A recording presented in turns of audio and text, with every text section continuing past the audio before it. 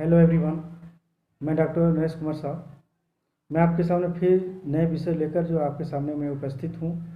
आज मैं चर्चा करने जा रहा हूँ बीए सेमेस्टर 1 CC1 पेपर के अंतर्गत जो है भारत की राजनीतिक, धार्मिक और सामाजिक और आर्थिक स्थितियों के बारे में यानी यानी फयान के बारे जो जो परिस्थितियों के बारे में जो लिखा है, यानी फयान के बारे में हम चर्चा करने जा रहे हैं। क्योंकि चीनी यात्री जो फयान थे वो चंद्रगुप्त द्वितीय के शासनकाल में ही भारत की यात्रा किया था।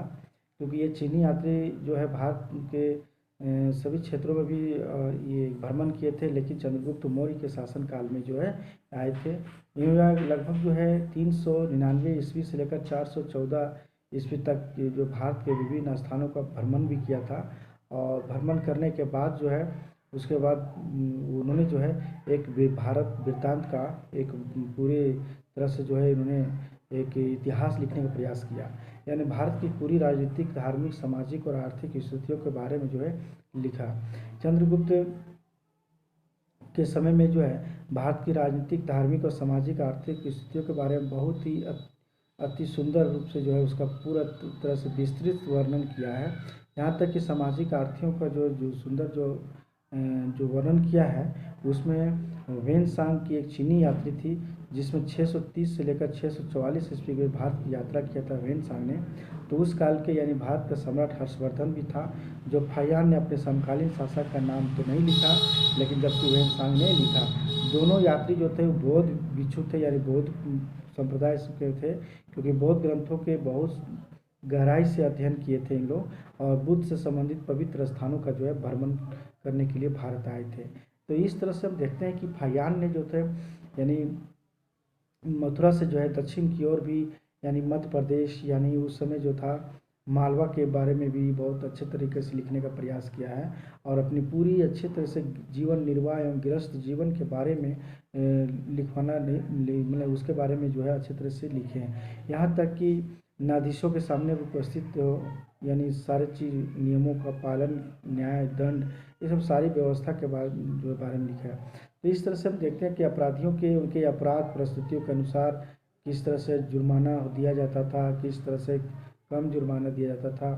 तो इस तरह से बहुत सारी बातें जो है उन्होंने लिखने का प्रयास किया। और उन्होंने लिखता है आगे, उन्होंने यहाँ भी लिखता है कि राजा बिना मृत्युदंड और शारीरिक यांत्रा, ये शारीरिक जो दंड होती है, यानी उस समय जो है लोगों को दंड यानी यंत्र के द्वारा जो है एक भय दिलाने का जो देते थे, उस शासन के बारे में भी कहते हैं कि राजा किस तरह से लोगों को दंड देते थे। बार बार विद्रोह करने पर भी जो है केवल उनका दाहिना हाथ ही काट लिया जाता था। ऐसा भी बहुत सारे ऐसे न्याय व्यवस्था नियम के बारे में लिखे हैं कि राजा जो है यानी बार बार राजा के बारे में जब विद्रोह होती थी तो उस समय जो है कैसे उसका दाहिना हाथ काट लिया जाता था। यानी इन सब सारी बातें जो लिखने का प्रयास किया इन्होंने। साथ साथ सारे देश के लोग जो है उस समय जीव हत्या नहीं करते थे, ना नशे पदार्थ करते थे, ना कोई नशा करते थे, प्याज लहसुन भी नहीं खाते थे। केवल चंडाल ही ऐसा करते थे। यानी चंडाल जनजाति जो थे यानी निम्न वर्ग के, उन लोग ही ऐसा करते थे। यानी इस तरह से हम देखते हैं कि इस समय जो है ऐसा कहा जाता है कि जो खरीदने और जो बेचने का जो काम होता था वो कौड़ियों का प्रयोग करते। यानी गुप्त काल में अधिकांश जो लेन देन का काम होता था कौड़ियों से होती थी, जो कौड़ी सिक्का था। तो इस तरह से जो है हमें बहुत सारे गुप्त काल के जो है तत्कालीन सारी जो व्यवस्था थी, परिस्थिति थी, उसके बारे में लिखा। और तत्कालीन उसमें और भी अन्य स्रोत भी था, उससे भी हमें पता चलता है कि लोग जो है गुप्त काल के समय में, यानी उस समय चंद्रगुप्त मौर्य के समय में मांसाहारी शाकाहारी दोनों प्रकार के लोग भोजन करते थे। फाहियान ने सारे देश में लोगों को अहिंसक बताया। और इस तरह से जो है उन्होंने जो है उचित एक प्रतीत होते हुए जो बताने का प्रयास किया है कि ये फयान ने जो है विपरीत यानी विपरीत तत्कालीन जो राजनीतिक स्थिति थी उसके विस्तार से वर्णन भी किया है। यहाँ तक कि जो है हर्षवर्धन और पुलकेशिन द्वितीय के बीच में जो बारे में जो लिखता है, यहाँ तक कि पुलकेशिन ने जो है यानी हर्ष की अधीनता नहीं मानी थी, लेकिन वह जो पुलकेशिन की शक्ति का भी प्रशंसा करता है। तो इस तरह से हम देखते हैं कि वेन सांग ने जो भारतीयों के भोजन की जो शुद्धता की था उसकी ओर बहुत विशेष रूप से जो है ध्यान दिया था। यहाँ तक कि वेनसांग ने जो राज्य में जो है अपराध और विद्रोह के कम होने की भी सूचना बतलाता है। तो वेनसांग भी जो है इसके बारे में बताने का प्रयास करा गया। शारीरिक दंड नहीं देने की बात भी वह कहता है। वेनसांग ने भी राज्य में अपराध और विद्रोह को कम होने की सूचना देता है, और इस तरह से वेनसांग ने जो है डाकुओं को 2 बार लूटा था। वेनसांग ने भी यहाँ के लोगों की खुशहाली के बारे में लिखा। यहाँ इस तरह से जो है दोनों यहाँ के लोगों की बहुत ही हृदयपूर्वक से, सच्चरित्रता से और बहुत ही अच्छे प्रेम के बारे में जो है प्रेम भावनाओं के आधारित पर जो है लिखने का प्रयास किया।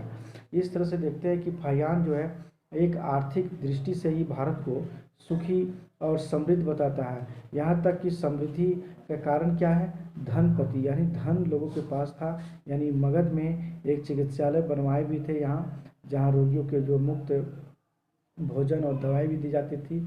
लेकिन बहुत से नगरों को जो है उजाड़ होने का भी उल्लेख करते हैं, यानी बहुत सारे नगर को जो है ध्वस्त किए जाने का भी उल्लेख करता है, जो व्यापार का पतन का मूल रूप बताता है। तो वह भी लिखता है आगे यही कि क्रय विक्रय जितने भी काम करते थे, यानी कौड़ियों का प्रयोग होता था। तो स्पष्ट रूप से उस समय जो जैसी व्यवस्था थी, उस व्यवस्था के अनुसार दैनिक जीवन में मुद्रा का प्रयोग जो है कम होने लगा था।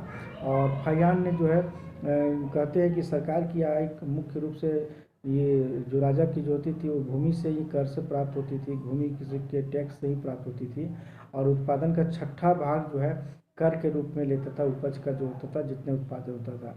तो इस तरह से सरकारी कर्मचारियों को जो है एक निश्चित वेतन भी दिए जाते थे, जो प्रजा से जो है धन लेकर निर्वाह करने का अवसर भी नहीं दिया जाता था। यानी उस समय दान और धर्म की कई संस्थाएं थी। सड़कों पर जो है उस समय देखने को मिलता है कि सड़कों के किनारे पर या उनसे लोग दूर से बहुत से लोग दान गृह बनवाते थे, यानी दान विभाग बनवाते थे, जो लोग दान देते थे। यात्रा करने वाले बहुत सारे से भिक्षुओं थे, और यात्रियों को जो है वहाँ पर बिस्तर और भोजन पदार्थ जाते थे, यानी भोजन भी कराए जाते थे। इस तरह से वेनसांग भी भारत की समृद्धि का भी वर्णन किया इसी तरह का। लेकिन उनके अनुसार बोलते हैं अन्न और फलों का उत्पादन जो है बहुत ही प्रचुर मात्रा में जो है होता था। वेनसांग बताते हैं कि इनके अनुसार सरकार का आय का प्रमुख साधन जो था वो भू राजस्व था, यानी भूमि से ही जो टैक्स होता था उसी से जो है आय का स्रोत था राजा का।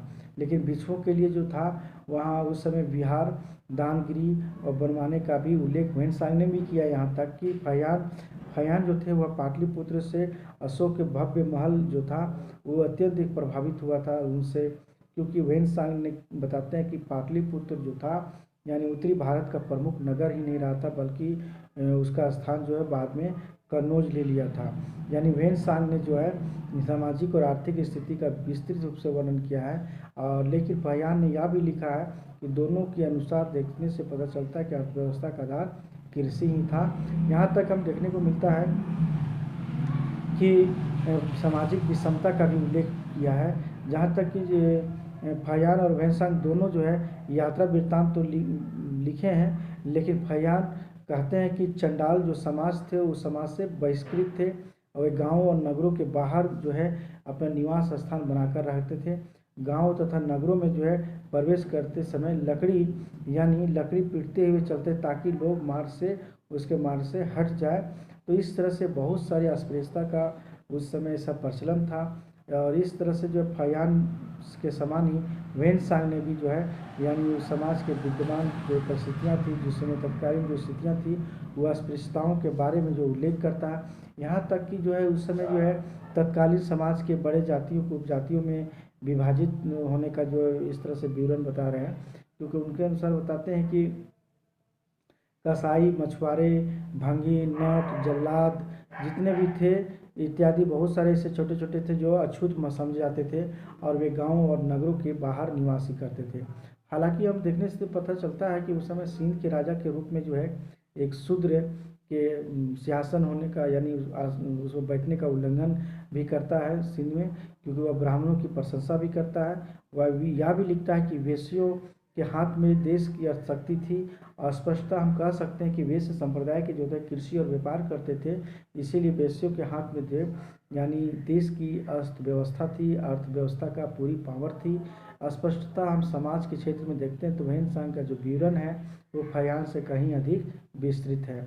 यानी हम इस तरह से देखते हैं कि फाहियान ने जो मध्य देश जो मालवा था वो ब्राह्मण धर्म का केंद्र बताया गया है यहाँ पर, क्योंकि वहाँ बौद्ध या जितने भी तीर्थ यात्री था वहाँ लोग रहा करते थे। प्रत्येक वस्तु को जो है बौद्ध धर्म की दृष्टि से ही देखा, क्योंकि गुप्त काल में देखते हैं कि ब्राह्मण का धर्म जो है केंद्र तो बताया, लेकिन इस धर्म का विस्तृत वर्णन नहीं किया है। बहुत सारी ऐसी बातें हैं जो अधिकांश जो है बौद्ध तीर्थ यात्रियों की यात्रा की थी, लेकिन उस काल में जो है बौद्ध धर्म में स्पष्ट रूप से हीनयान और महायान बटा हुआ था। और यह विवरण बता रहे हैं। उन्होंने मथुरा में 20 बौद्ध विहार देखे थे। गया कपिल वस्तु कुशीनार नगर जो है उसको भी यानी ध्वस्त यानी उजाड़ खाली पाया, यानी उध्वस्त मतलब होते हुए देखा था। उसके अनुसार ये भी बताते हैं कि उन्होंने ये भी बताया कि हिंदू और बौद्धों को परस्पर एक सद्भावना थी। वेनसांग बताते हैं कि बौद्ध धर्म की पतन की ओर बढ़ रहा था, इसके बावजूद भी हजारों भिक्षु भारत में निवास कर रहे थे। वेनसांग ने जैन धर्म की भी चर्चा की है, जबकि फाहियान ने नहीं की है, और वेनसांग शैव और वैष्णव का भी उल्लेख किया है। इस तरह से प्रतीत होता है कि जैन जो जो इस समय का जो था, यानी फाहियान और ये वेनसांग जो है, यानी दोनों जो अपनी तत्कालीन परिस्थितियों के बारे में जो है वर्णन बहुत ही विस्तृत रूप से किया, जो अपने यात्रा वृत्तांत की पूरी कहानी या पूरी उसकी जो है यात्रा वृत्तांत को एक अच्छे तरह से जो है लिखने का प्रयास किया, जो उससे हम प्राचीन भारतीय इतिहास को जानने का एक प्रमुख स्रोत भी माना जाता है। कि वेनसांग के और फाहियान के जो यात्रा वृत्तांत जो लिखे हैं, जो इतिहास, उसके बारे में जो है प्राचीन भारत के इतिहास की जानकारी यानी का स्रोत का सबसे बड़ा माध्यम भी मानी जाती है, क्योंकि उन्होंने तत्कालीन परिस्थितियों के बारे में पूरी तरह से जो है विवरण जो है सामाजिक, धार्मिक, आर्थिक, राजनीतिक रूप से बताया है। तो इस तरह से हम कह सकते हैं कि इस समय जो है यानी फाहियान और जो वेनसांग जो थे, यानी दोनों बौद्ध धर्म से, और दोनों ने जो है यहाँ भारत आकर जो है भारत की तत्कालीन परिस्थितियों को जो है लिखने का प्रयास किया। और आज भी जो है हमारा प्राचीन भारतीय इतिहास की जानकारी, इसका स्रोत जो है एक महत्वपूर्ण एक साधन के रूप में है।